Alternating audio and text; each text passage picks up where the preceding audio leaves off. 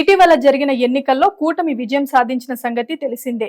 ఎన్నికల సమయంలో భారీ హామీలిచ్చి మరి అధికారంలోకి వచ్చిన టీడీపీ ప్రభుత్వం ఇప్పుడు ఆ హామీల అమలుకు శ్రీకారం చుట్టింది. ఇప్పటికే మెగా డిఎస్సి పెన్షన్ పెంపు వంటి హామీలపై సీఎం చంద్రబాబు సంతకాలు చేయడం జరిగింది. తాజాగా రాష్ట్ర ప్రజలకు మరో శుభవార్త అందించింది.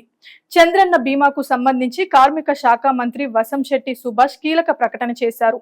ఇంట్లో కుటుంబ పెద్ద చనిపోతే ఆ కుటుంబాన్ని ఆదుకునేందుకు తీసుకువచ్చిన బీమా పథకం సొమ్మును 3 లక్షల నుంచి 10 లక్షలకు పెంచుతున్నట్లు మంత్రి సుభాష్ ప్రకటించారు. మంత్రి మాట్లాడుతూ రాష్ట్రంలో కార్మికులతో పాటు మీడియా ప్రతినిధులు, లాయర్లను కూడా ఈ బీమా కిందకు తెచ్చే ఆలోచన ఉందన్నారు.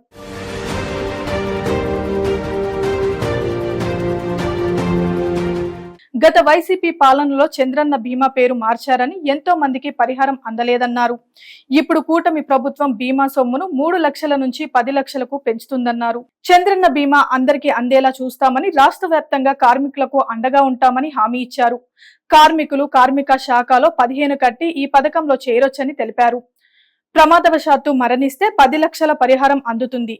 ఏపీ మంత్రివర్గ సమావేశం వెలగపూడిలోని సచివాలయంలో ఈ రోజు జరిగింది. ఎన్డీఏ ప్రభుత్వం అధికారంలోకి వచ్చాక జరుగుతున్న తొలి సమావేశం ఇదే. ముఖ్యమంత్రి చంద్రబాబు అధ్యక్షతన జరగనున్న ఈ సమావేశంలో చంద్రన్న బీమా గురించి చర్చించి అధికారికంగా ప్రకటించే అవకాశాలు కనిపిస్తున్నాయి.